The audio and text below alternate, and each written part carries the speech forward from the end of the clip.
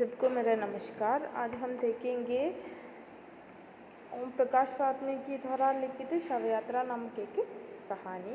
അപ്പോൾ നമ്മൾ കഴിഞ്ഞ ക്ലാസ്സിൽ ഇതിൻ്റെ കുറച്ച് ഭാഗങ്ങൾ നോക്കി, പാർട്ട് 1. അപ്പോൾ അതിന് ശേഷമുള്ള ഭാഗങ്ങളാണ് ഇനി നോക്കാൻ പോകുന്നത്.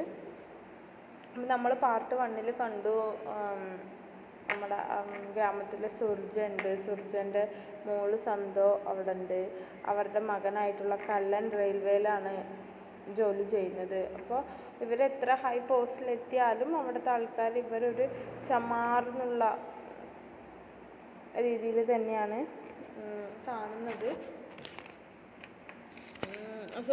ബൽഹാർ എന്നുള്ള രീതിക്ക് തന്നെയാണ് കാണുന്നത്. അപ്പോൾ കല്ലന് ഒട്ടും ഇഷ്ടമല്ല ഇവിടെ വന്ന് താമസിക്കാനൊന്നും. പക്ഷെ അച്ഛൻ്റെ ആഗ്രഹം അനുസരിച്ചിട്ട് കല്ലൻ ഗ്രാമത്തിലൊരു വീട് കെട്ടാൻ തീരുമാനിക്കുകയാണ്. അപ്പോൾ വീട് കെട്ടാനുള്ള കല്ല് വരും, അതിൻ്റെ മുന്നേ ഇഷ്ടികകൾ വരും, അതിൻ്റെ മുന്നേ മിസ്ത്രികളെ കാണാൻ പറഞ്ഞു. അങ്ങനെ നമ്മുടെ സുർജ ഒരു മിസ്ത്രീനെ കാണാൻ പോയി, സൂരത് റാം എന്ന് പറഞ്ഞിട്ട്. പക്ഷെ അവരുടെ ആറ്റിറ്റ്യൂഡ് ശരിയല്ലാത്തതുകൊണ്ട് അദ്ദേഹം പഴയ ഒരു മിസ്ത്രി ആയിട്ടുള്ള നമ്മുടെ സാബിർ മിസ്ത്രീനെ കാണാൻ പോയി. അത് കഴിഞ്ഞ് അപ്പോൾ അദ്ദേഹം നാളെ വരാമെന്ന് പറഞ്ഞു. അപ്പോൾ അത് കേട്ടിട്ട് നമ്മുടെ സുർജ വീട്ടിലേക്ക് വരികയാണ്. അപ്പോഴത്തേനും ഇഷ്ടികയൊക്കെ അവിടെ വന്നിട്ടുണ്ടായിരുന്നു. അത് കണ്ടിട്ട് ഭയങ്കര സന്തോഷത്തോടു കൂടി സുർജ നിൽക്കുന്നത് വരെയാണ് നമ്മൾ പറഞ്ഞത്. जोहट पार ईंट उधरती देखना गांव के लिए किसी आश्चर्य से कम नहीं था. पूरे गांव में जैसे भूचाल आ गया था. गांव के कई लोग जोहट के किनारे इकट्ठे थे. അപ്പോൾ ജോഹഡ് കടന്നിട്ട് ഈണ്ട് വരുന്നത് ഗ്രാമത്തിനെ സംബന്ധിച്ചിടത്തോളം വലിയൊരു അത്ഭുതമായിട്ടുള്ള കാര്യമായിരുന്നു. കാരണം അവിടെ ഉള്ളവർ വലിയ വീട് കെട്ടി താമസിക്കാനൊന്നും പറ്റില്ല, അല്ലെങ്കിൽ അത് മറ്റുള്ളവർക്ക് അംഗീകരിക്കാൻ പറ്റില്ല. അപ്പോൾ ഈ ഇഷ്ടിക വരുന്നത് ഭയങ്കര ആശ്ചര്യത്തോടെ മറ്റുള്ളവർ നോക്കി കാണുമായിരുന്നു. അതുപോലെ തന്നെ മീൻസ് ഗ്രാമത്തിൽ എങ്ങനെയാണോ ഭൂചാൽ ഒരു എർത്തിക്യൂക്ക് വന്നാൽ എങ്ങനെയാണോ നോക്കുന്നത് അതുപോലെയാണ് ആൾക്കാർ നോക്കിക്കൊണ്ടിരിക്കുന്നത്. അതുപോലെ അത് കാണാൻ വേണ്ടിയിട്ട് ഒരുപാട് ആൾക്കാർ നിൽക്കുകയും ചെയ്തു, കല്ല് വരുന്നതും കൊണ്ടിടുന്നതും ഒക്കെ കാണാൻ വേണ്ടിയിട്ട്. रामजी लाल कीर्तन सभा का प्रधान था. रविदास जयंती पर रात भर कीर्तन चलता था. भीड़ में वह भी खड़ा था. जब उससे रहा नहीं गया तो चिल्लाकर बोला, अबे ओ सुरजा, यो ईंटे कौन लाया है? അപ്പോൾ രാംജി ലാൽ കീർത്തൻ സഭയിൽ അവിടെ കുറേ ആൾക്കാർ കൂട്ടം കൂടി നിൽക്കുന്നുണ്ട്. അതിലൊരാൾ രാംജി ലാലും ആണ്. രാംജി ലാൽ അവിടുത്തെ കീർത്തൻ സഭയിലെ പ്രമുഖനായിട്ടുള്ളൊരു വ്യക്തിയാണ്. അദ്ദേഹം രാവും പകലൊക്കെ ഇരുന്ന് കീർത്തനം പാടാറുണ്ട്. അപ്പോൾ ആ ആൾക്കൂട്ടത്തിൻ്റെ ഇടയ്ക്ക് അദ്ദേഹവും നിൽക്കുന്നുണ്ട്. എന്നിട്ട് അദ്ദേഹം ഒച്ചത്തിൽ ചോദിക്കുകയാണ്, മീൻസ് ജോഹഡിൻ്റെ ഇപ്പുറത്താണല്ലോ സുർജൻ്റെ വീട്, അങ്ങോട്ടാണല്ലോ ഇഷ്ടിക വരുന്നത്. അപ്പോൾ ഒച്ചത്തിൽ ചോദിക്കുകയാണ്, ഓ സുർജ ഈ ഇൻഡോ കോൺ ലായാ ഹേ? അപ്പോൾ അതേ സുർജ, ഈ ഇഷ്ടികകൾ ആരാണ് കൊണ്ടുവന്നത് എന്ന് ചോദിക്കുകയാണ്. सुरजा ने उत्साहित होकर कहा, अजीब बस मेरा कलन पकाकर बनवाया दिया है. അപ്പോൾ സുർജയ്ക്ക് ഭയങ്കര സന്തോഷമായിട്ട് അദ്ദേഹം മറുപടി പറയാണ്, എന്താണ്, അതെ, ഇതെൻ്റെ മകനില്ലേ കല്ലൻ, അവൻ ഒരു നല്ല വീട് കെട്ടാൻ പോവുകയാണ്, അതിനു വേണ്ടി കൊണ്ടുവന്നതായെന്ന് പറയാണ്. रामजी लाल की आंखें फटी की फटी रह गई. अपने भीतर उड़ते ईर्ष्या जोश को दबाकर उसने कहा, यो तो छोटी बात है सुरजा, पर पक्का मकान बनवाने से पहले प्रधान जी से तो पूछ लिया था या नहीं? അപ്പോൾ രാംജി ലാൽക്ക് ഇത് കേട്ടപ്പോൾ തന്നെ അദ്ദേഹത്തിൻ്റെ കണ്ണിങ്ങനെ മഞ്ഞടിച്ചു പോയി. അദ്ദേഹത്തിൻ്റെ ഉള്ളിൽ എന്താണ്, ഭയങ്കര ദേഷ്യവും അതുപോലെ തന്നെ ഈർഷ്യ, വെറുപ്പും അസൂയയും ഒക്കെ വന്നു. പക്ഷെ അതൊന്നും പുറത്ത് കാണിക്കാതെ അദ്ദേഹം ഭയങ്കര കാമൻ ക്വയറ്റായിട്ട് പറഞ്ഞാണ്, അത് സുർജ, അതൊക്കെ നല്ല കാര്യമാണ്, പക്ഷെ നല്ല മക്കാൻ കെട്ടുന്നതിൻ്റെ മുന്നേ നമ്മുടെ പ്രധാൻജീൻ്റെ അടുത്ത് നീ ചോദിച്ചില്ലേ എന്ന് ചോദിക്കുകയാണ്. रामजी लाल की बात तीर की तरह सुरजा के सीने में उतर गई. उसे लगा जैसे कोई सूत्रघोर सकूकर सामने घटा धमकी दे रहा है. गुस्से पर काबू पाने का असफल प्रयास करते हुए सुरजा मुस्कुराया. प्रधान से क्या पूछना? രാംജി ലാൽ അതിങ്ങനെ ചോദിച്ചത് സുർജയ്ക്ക് ഭയങ്കര ഇങ്ങനെ കൊണ്ടു. കാരണം എന്താ പറയുക, ഒരു തടസ്സമായിട്ട് എന്താണെങ്കിലും അത് വരും എന്നുള്ളൊരു അറിവ് സുർജയ്ക്ക് ഉണ്ടായിരുന്നു. അപ്പോൾ എന്നിട്ട് സുർജ ദേഷ്യം മുഴുവൻ അടക്കി പിടിച്ചിട്ട് ചോദിക്കുകയാണ്, പ്രധാൻ സെ ക്യാ പൂछना, പ്രധാൻജീൻ്റെ അടുത്ത് എന്ത് പറയാനാണ് എന്ന് ചോദിക്കുകയാണ്. फिर भी पूछ तो लेना चाहिए था, कहकर रामजी लाल तो चला गया, लेकिन सुरजा को संशय में डाल गया था. അപ്പോൾ രാംജി ലാൽ പറഞ്ഞു, എന്തിനാ ചോദിക്കുന്നത് വെച്ചാൽ അവർ ഗ്രാമത്തിലെ പ്രധാനല്ലേ, മുഖ്യനല്ലേ, അതുകൊണ്ട് ജസ്റ്റ് ചോദിക്കണം, ഒന്ന് ചോദിച്ചേക്ക് എന്ന് പറഞ്ഞിട്ട് രാംജി ലാൽ അവിടെ നിന്ന് പോയി. പക്ഷെ സുർജൻ്റെ മനസ്സിൽ സംശയത്തിൻ്റെ വലിയൊരു അമ്പ് ഇല്ലെങ്കിൽ വലിയൊരു സംശയം അവനിൽ നിർത്തിയിട്ടാണ് രാംജി ലാൽ അവിടെ നിന്ന് പോയത്. रामजी लाल सीधा प्रधान के पास पहुंचा. चौखट पार के हालत नमक मिर्च लगाकर उसने प्रधान बलराम सिंह के सामने रखी. बलराम सिंह ने उस वक्त कोई प्रतिक्रिया जाहिर नहीं की, सिर हिलाकर मूंछों पर हाथ फेरता रहा. രാംജി ലാൽ അവിടെ നിന്ന് നേരെ പോയത് പ്രധാൻ്റെ വീട്ടിലേക്കായിരുന്നു. എന്നിട്ട് ആ ജോഹറിൻ്റെ അവിടെ നടക്കുന്ന കാര്യങ്ങൾ, ഇല്ലെങ്കിൽ സുർജൻ്റെ വീട് കെട്ടാൻ കല്ല് കൊണ്ടുവന്നു എന്നുള്ള കാര്യങ്ങളൊക്കെ കുറച്ചും കൂടെ എരിയും പുളിയും ഒക്കെ ചേർത്തിട്ട് പറഞ്ഞു. പക്ഷെ ഇതിന് എതിരായിട്ട് ബൽറാം സിംഗ് ആണ് ഗ്രാമത്തിലെ വേറൊരു മുഖ്യൻ കേട്ടോ. ബൽറാം സിംഗ് വേറെ ഒന്നും പറഞ്ഞില്ല. അദ്ദേഹം എന്താ ചെയ്തത്, സിർ ഹിലാക്കർ മുഞ്ചോ പർ ഹാത്ത് ഫേർത്താ റഹ, വെറുതെ തലയാട്ടിക്കൊണ്ട് മീശയിൽ ഒന്നിങ്ങനെ കൈകൊണ്ട് തടവിക്കൊണ്ട് അങ്ങനെ അത് അദ്ദേഹം രാംജി ലാൽ പറയുന്നതും കേട്ടുകൊണ്ടേയിരുന്നു. പ്രധാൻ ഭീം ഘാക് था, वह रामजी लाल की फितरत से वाकिफ था. उसके चले जाने के बाद वह कुछ गमगीन सा हो गया था. सुरजा बिलकार पक्का मकान बनवा रहा है, ये बात उसे बेचैन करने के लिए काफ़ी थी. वैसे ही सुरजा गाँव के लिए अब उतना उपयोगी नहीं था. അപ്പോൾ എന്താണ്, ആദ്യം പ്രധാനം വലിയ കുഴപ്പമൊന്നും ഉണ്ടായിരുന്നില്ല. പക്ഷേ ഈ രാംജി ലാൽ ഇങ്ങനെ വന്ന് പറഞ്ഞപ്പോൾ അദ്ദേഹം അതിനെക്കുറിച്ച് ചിന്തിക്കാൻ തുടങ്ങി. സുർജ ബൽഹാർ എന്ന് പറഞ്ഞാൽ അവരൊരു പക്കാ മക്കാൻ കെട്ടുകയാണെങ്കിൽ എന്താ പറയുക, അത് മറ്റുള്ളവരെ സംബന്ധിച്ചിടത്തോളം ഭയങ്കര ബുദ്ധിമുട്ടുള്ള കാര്യമായിരുന്നു.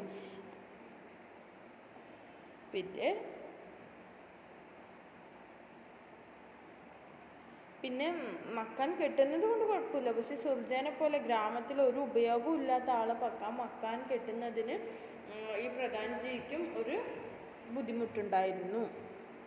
एक खबर पूरे गांव में फैल गई थी. चौखट पार बल्हारों का पक्का मकान बन रहा है, रेलवे की कमाई है, ईंटों का ट्रक आ गया है, सीमेंट रेत बजरी सरिये आ रहे हैं.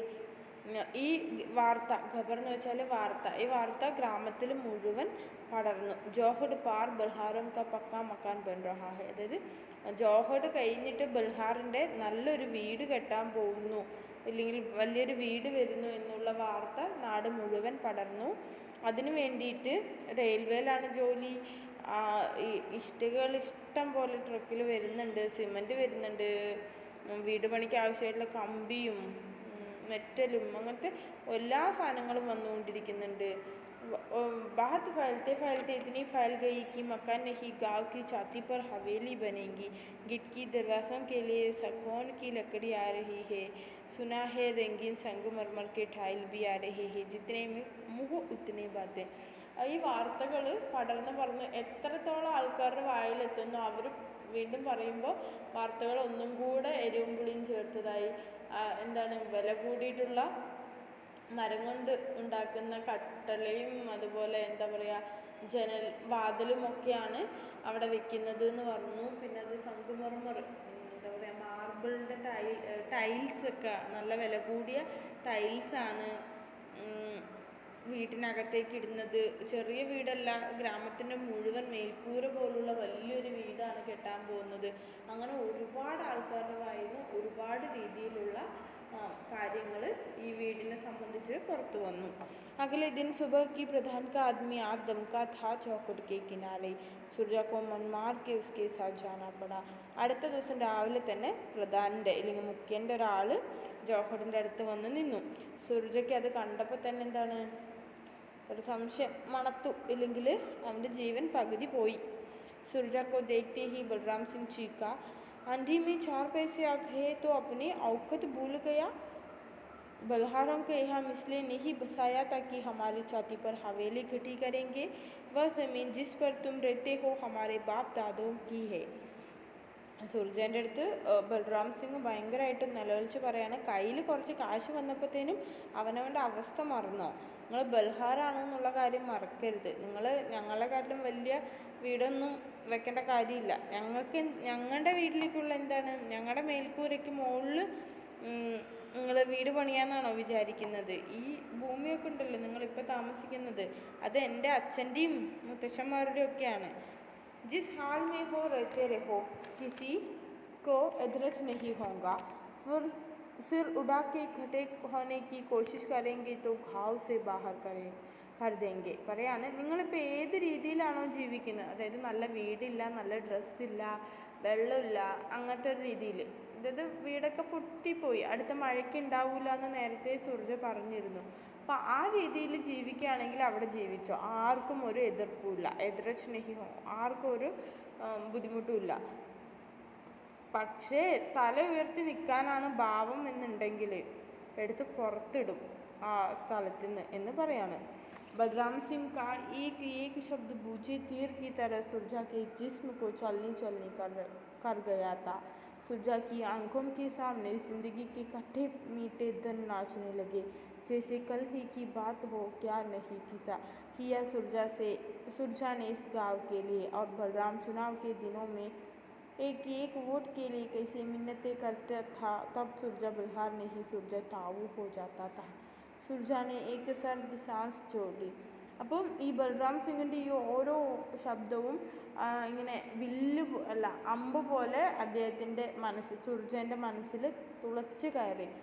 സുർജേൻ്റെ കണ്ണിൻ്റെ മുന്നിൽ എന്താണ്, ജീവിതത്തിലുണ്ടായിരുന്ന നല്ല ദിവസങ്ങളുടെ ഓർമ്മ വരാൻ തുടങ്ങി. കാരണം അത് ഇന്നത്തെ കാര്യമല്ല കേട്ടോ, കഴിഞ്ഞ ഒരുപാട് മുന്നത്തെ കാര്യമാണ്. ക്യാ നഹി കിയാ സുർജാനെ ഇസ് ഗാവ് കെ ലിയെ, എന്താണ് സുർജ ഈ ഗ്രാമത്തിന് വേണ്ടി ചെയ്യാതിരുന്നിട്ടുള്ളത്.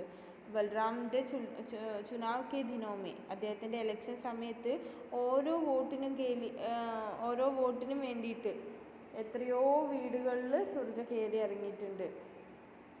അപ്പോൾ ഒന്നും സുർജ ബൽഹാറായിരുന്നില്ല, സുർജ താവു ആയിരുന്നില്ല, ഹോ ജാത്താ താ. അപ്പോൾ അന്ന് വലിയ പുണ്യവാനായിരുന്നു. സുർജാനെ ഏക്ക് സർദി സാസ് ചോടി. പഴയ കാര്യങ്ങളൊക്കെ ഓർത്തിട്ട് സുർജ ഒരു തണുത്ത ശ്വാസം എടുത്തു. ബിനാ കോയി ജവാബ് ദിയെ വാപ്പസ് ചൽ ദിയ. മറുപടി ഒന്നും പറയാതെ സുർജ അവിടെ നിന്നും നടന്നു തിരിച്ചു വന്നു. ബൽറാം സിംഗ് നെ ആവാസ് ദേക്കർ റോക്കനാ ചാഹാ, ലേക്കിൻ വഹ് റുക്കാ നഹി. ബൽറാം സിംഗ് അവിടെ നിന്ന് ഒച്ചത്തിൽ നിലവിളിച്ചിട്ട്, ഇല്ലെങ്കിൽ സൗണ്ട് എടുത്തിട്ട് നിൽക്കാൻ പറഞ്ഞു. പക്ഷെ അവൻ നിന്നില്ല, സുർജ നിന്നില്ല. ബൽറാം സിംഗ് की चीख अब गलियों में बदल गई जो बाहर तक सुनाई पड़ रही थी. സുർജൻ്റെ അടുത്ത് നിൽക്കുന്ന് അദ്ദേഹം പറഞ്ഞിട്ടും അവൻ നിൽക്കാതെ നടന്ന് നീങ്ങിയപ്പോൾ അദ്ദേഹത്തിൻ്റെ ആ സൗണ്ട് സുർജൻ്റെ നേർക്കുള്ള തെറികളായിട്ട്, ഗലിയോ എന്ന് വെച്ചാൽ ചീത്ത വാക്കുകളായിട്ട് മാറി. അത് പുറത്ത് വരെയും കേൾക്കുന്നുണ്ടായിരുന്നു.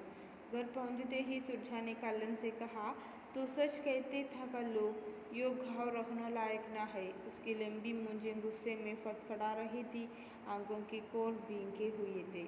വീട്ടിലെത്തിയ ഉടനെ സുർജ മകനോട് പറയാണ്, തു സച്ച് കൈത്തി ഥാ കല്ലു, നീ സത്യമാണ് പറഞ്ഞത് കല്ലു. ഈ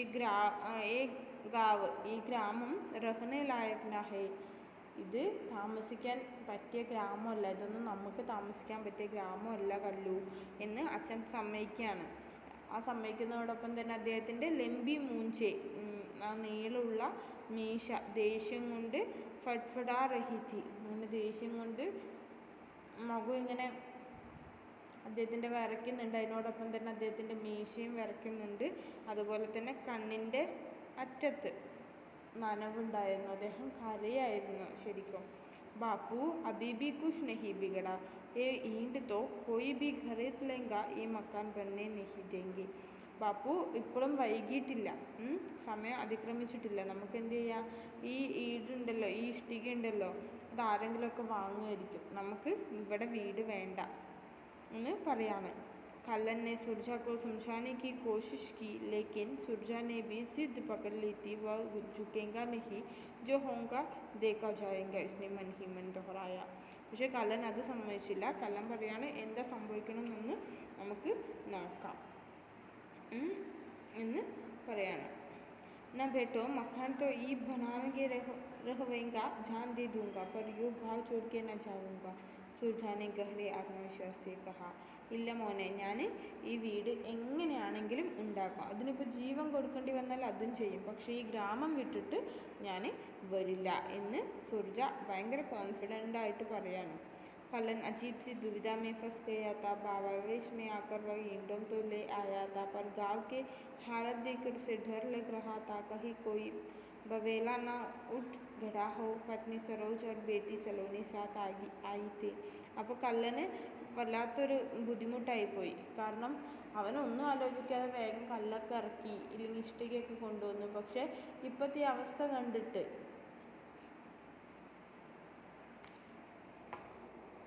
ഗ്രാമത്തിൻ്റെ ഈ ഒരു അവസ്ഥ കണ്ടിട്ട് അദ്ദേഹത്തിന് ഭയങ്കര പേടിയാവുന്നുണ്ട്. കല്ലന് ഭയങ്കര പേടിയാവുന്നുണ്ട്. മോളും ഭാര്യയൊക്കെ കൂടെയുണ്ട്. ഇനിയിപ്പോൾ ഗ്രാമത്തിൽ വല്ല ലഹളകൾ ഉണ്ടാവുമോ എന്നൊക്കെ അദ്ദേഹം ഓർക്കുകയാണ്. लेकिन सलोनी को यहाँ आते ही बुखार हो गया था. सरोज के पास जो 2-4 गालियाँ थी वो दे दी थी सलोनी को. പക്ഷെ നാട്ടിലെത്തിയ ഉടനെ സലോനിക്ക് ചെറിയൊരു പനി വന്നിട്ടുണ്ടായിരുന്നു. അപ്പോൾ സരോജ് അവളുടെ കയ്യിലുണ്ടായിരുന്ന 2-3 ഗുളികകൾ കൊടുത്തു. ലേക്കിൻ ബുഖാർ കം നഹി ഹുവ, പക്ഷെ പനി കുറഞ്ഞിട്ടുണ്ടായിരുന്നില്ല. സരോജ് का मन घबरा रहा था. वह लगातार सरोज का मन घबरा रहा था. वह लगातार कलन से जाने की जिद कर रही थी. बेकार यहाँ मकान पर पैसा लग रहे हो, संदो हमारे संग रहेंगी, बापू को समझावो. അപ്പോൾ ഈ മരുന്ന് കൊടുത്തിട്ടും സലോനിൻ്റെ പനി മാറുന്നില്ല, കുറയുന്നില്ല. സരോജിനാണെങ്കിൽ പേടിയാവാനും തുടങ്ങി. അപ്പോൾ അവളിങ്ങനെ കല്ലൻ്റെ അടുത്ത് പറയായിരുന്നു, പോവാൻ വേണ്ടിയിട്ട് വേവലാതി കൂട്ടുമായിരുന്നു. എന്നിട്ട് പറയാണ്, ഇവിടെ വെറുതെ വീട് കെട്ടേണ്ട കാര്യമൊന്നുമില്ല, വെറുതെ ഇവിടെ വീട് കെട്ടിയിട്ട് പൈസ കളയണ്ട, നമുക്ക് പോകുമ്പോൾ സന്തോനം കൂട്ടിയിട്ട് പോവാം, ബാപ്പുവിനെ പറഞ്ഞ് മനസ്സിലാക്കൂ എന്ന് പറയാണ്. लेकिन कल्लन सुरजा को समझाने में असमर्थ था. उसने सरोज से कहा, अब आखिरी वक्त में बापू का जी दुकाना क्या ठीक होगा. सरोज चुप हो गई थी. അപ്പോൾ കല്ലൻ ആവുന്നത് സുർജൻ്റെ അടുത്ത് പറഞ്ഞു നോക്കി, പക്ഷെ സുർജയ്ക്ക് അത് മനസ്സിലാവുന്നില്ല, അല്ലെങ്കിൽ അവർ സമ്മതിക്കുന്നില്ല. അതുകൊണ്ട് തന്നെ സരോജിനോട് കല്ലൻ പറയാണ്, ഇനിയിപ്പോൾ ഈ അവസാന കാലഘട്ടത്തിൽ ബാപ്പുവിൻ്റെ ആ ഒരു ദുഃഖം അല്ലെങ്കിൽ ബാപ്പുവിനെ ദുഃഖിപ്പിക്കുന്നത് ശരിയാണോ എന്ന് കല്ലൻ ചോദിക്കുകയാണ്. ഇത് കേട്ട ഉടനെ സരോജ് ചുപ്പ് ഹോ ഗയി थी. സരോജിന് പിന്നെ ഒന്നും പറയാനില്ല. सुरजा ने रात भर जाग कर ईंटों की रखवाली की थी. एक पल के लिए सुरजा ने रात भर जाग कर ईंटों की रखवाली की थी. एक पल के लिए भी आंखें नहीं झपकी थी. सुबह होते ही वह साबिर मिस्त्री को बुलाने चल दिया था. സുർജ രാത്രി മുഴുവൻ ഉണർന്നിരുന്ന് അവരുടെ കല്ലുകളൊക്കെ എടുത്തു വെച്ചു. ഒരു നിമിഷം പോലും കണ്ണ് അദ്ദേഹം അടച്ചില്ല. രാവിലെ ആയപ്പോഴത്തേനും സാബിർ മിസ്ത്രിനെ വിളിക്കാൻ വേണ്ടിയിട്ട് പോയി. सुरजा को डर था कहीं कोई उसे उल्टी सीधी पट्टी न पड़ा दे. उसे अब किसी पर भी विश्वास नहीं था. സുർജയ്ക്ക് എല്ലാവരും പേടിയായിരുന്നു. ആരാണ് ഓപ്പോസിറ്റ് നിൽക്കുകയെന്ന് ഒന്നും പറയാൻ പറ്റൂല. ആരെയും ഇപ്പോൾ സുർജയ്ക്ക് വിശ്വാസവും ഇല്ല. सलोनी का बुखार कम नहीं हो रहा था. सरोज ने कलन से किसी डॉक्टर को बुलाने के लिए कहा. സലോനിൻ്റെ പനി മാറുന്നുമില്ല. സരോജാണെങ്കിൽ കല്ലനോട് പറഞ്ഞു ഏതെങ്കിലും ഒരു ഡോക്ടറെ വിളിച്ചു വരുമെന്ന്. गाँव भर में सिर्फ एक डॉक्टर था. कलन उसे ही बुलाने के लिए चल दिया. ഒരു ഗ്രാമത്തിൽ മുഴുവനായിട്ടും ഒരു डॉक्टरे ഉള്ളൂ. അദ്ദേഹത്തെ വിളിക്കാൻ വേണ്ടിയിട്ട് കല്ലൻ പോയി. कलन को देखते ही डॉक्टर ने मना कर दिया. सामान्य पूछताछ करके कुछ गोलियां पुठिया में बांध कर दी थी. കല്ലനെ കണ്ട ഉടനെ ഡോക്ടർ വരുന്നില്ല എന്ന് പറഞ്ഞു. എന്നിട്ട് കുറച്ച് സാധാരണ എല്ലാവരും കൊടുക്കുന്ന പോലെ കുറച്ച് ഗുളികകൾ ഒരു കവറിലിട്ടിട്ട് കൊടുത്തു. കല്ലനെ ബഹുത് മിന്നത്തേം കി ഡോക്ടർ സാഹബ്, കല്ലൻ ഒരുപാട് കെഞ്ചി അവരുടെ അടുത്ത്, ഡോക്ടർ സാഹബ് ഏക് ബാർ ചൽക്കോ തോ ദേഖ് ലോ, ഒരു വട്ടെങ്കിലും വന്ന് നോക്കൂ എന്ന് പറഞ്ഞിട്ട് ഭയങ്കരമായിട്ട് അപേക്ഷിച്ചു. ഡോക്ടർ ടെസ്റ്റ് മേ മസ് നഹി ഹുവ. കല്ലൻ ने कहा मरीज को ही आपको क्लिनिक क्लिनिक में लेकर आ जाता हूँ. എന്നിട്ട് ഡോക്ടർ അത് സമ്മതിക്കാത്തത് കൊണ്ട് കള്ളൻ പറയാണ്, ഈ അസുഖമുണ്ടല്ലോ അത് നിങ്ങളുടെ ക്ലിനിക്കിൽ വന്നിട്ടാണോ നോക്കേണ്ടത്, അല്ലെങ്കിൽ ക്ലിനിക്കിൽ അവളെ കൊണ്ടുവരാം എന്ന് പറയാണ്. മരീജ് മീൻസ് പേഷ്യൻറ്റിനെ ഇങ്ങോട്ടേക്ക് കൊണ്ടുവരാം എന്ന് പറയാണ്. നെഹി യഹാ മത് ലാന കൽ സെ മേരി ദുക്കാൻ ഹി ബന്ദ് ഹോ ജായെങ്കി എ മത് ബോലോ തും ബൽഹാർ ഹോ. അപ്പോൾ തന്നെ ഡോക്ടർ പറയാണ്, വേണ്ട വേണ്ട ഇങ്ങോട്ടൊന്നും കൊണ്ടുവരണ്ട, നാളെ മുതൽ എൻ്റെ കട മീൻസ് എൻ്റെ ക്ലിനിക്ക് അടയ്ക്കേണ്ടി വരും, നീ ബൽഹാറാണെന്നുള്ള കാര്യം മറക്കരുത് കേട്ടോ എന്ന് പറയാണ്. ആ പേഷ്യൻറ്റിനെ ഇങ്ങോട്ട് എടുത്ത് കൊണ്ടുവരാമെന്ന് പറഞ്ഞപ്പോൾ ഡോക്ടർ പറയുന്ന മറുപടിയാണ്, ഡോക്ടറിനെ സാഫ് സാഫ് ചെയ്താൽ തി ഏ ദവാ ഉസേ ഖിലാദോ ടീക്ക് ഹോ ജായേഗാ. ഡോക്ടർ ക്ലിയർ കട്ടായിട്ട് പറഞ്ഞു, പേഷ്യൻറ്റിന് ഇങ്ങോട്ടൊന്നും കൊണ്ടുവരണ്ട, കാരണം ഇങ്ങോട്ട് കൊണ്ടുവന്നു കഴിഞ്ഞാൽ പിന്നെ ആരും എൻ്റെ ക്ലിനിക്കിലേക്ക് വരില്ല, നീ ബൽഹാറല്ലേ എന്ന് പറയാണ്. ക്ലിയർ ആയിട്ട് അത് കാര്യം പറഞ്ഞു. എന്നിട്ട് കുറച്ച് മരുന്ന് കൊടുത്തിട്ട് പറയണം, ഇത് അവർക്ക് കൊടുത്തേക്ക്, പേഷ്യൻറ്റിന് കൊടുക്കും, ഇത് ശരിയാവും എന്ന് പറയാണ്. कलन निराश लौट आया था. डॉक्टर ने जो गोलियां दी थी वो भी असरहीन थी. बुखार से बदन तप रहा था. കള്ളൻ ഭയങ്കര നിരാശനായിട്ട് തിരിച്ചു വന്നു. ഡോക്ടർ കൊടുത്ത ടാബ്ലറ്റുകളൊക്കെ നോക്കി, അതൊന്നും ഏൽക്കുന്നില്ല. ബുക്കാർസെ പനി കാരണം ആ കുട്ടീൻ്റെ, നമ്മുടെ സലോനിൻ്റെ ദേഹം ചൂട് കൂടിക്കൊണ്ടിരിക്കുകയാണ്. तेज बुखार के कारण वह लगातार बड़बड़ा रही थी. संतोम उसकी सेवा टहल में लगी थी. നല്ല പനി ഉള്ളത് കൊണ്ട് ആ കുട്ടി ഭയങ്കരമായിട്ട് ഇങ്ങനെ വിറയ്ക്കുന്നുണ്ട്, ഇല്ലെങ്കിൽ വല്ലാതായി പോയിട്ടുണ്ട്. സന്തോ ആണെങ്കിൽ അവിടെ തന്നെ ഇരുന്നിട്ട് ആ കുട്ടീൻ്റെ കാര്യങ്ങളൊക്കെ നോക്കുന്നുണ്ട്. ഏക് മിനിറ്റ് കെ ലിയെ ഭി വഹാം സെ നഹി ഹട്ടി തി. ഒരു മിനിറ്റിന് പോലും അവൾ അവിടെ നിന്ന് മാറി നിൽക്കുന്നില്ല. സരോജ് കി ചിന്ത ബഡ് രഹി തി. ഉസ്കെ മൻ മേ തര തര കി ശങ്കായ മുഡ് രഹി തി. സരോജിൻ്റെ മനസ്സിലാണെങ്കിലോ ചിന്തകൾ ഇങ്ങനെ കൂടി വന്നു. അവളുടെ മനസ്സിൽ ഒരുപാട് സംശയങ്ങളും വന്നു തുടങ്ങി.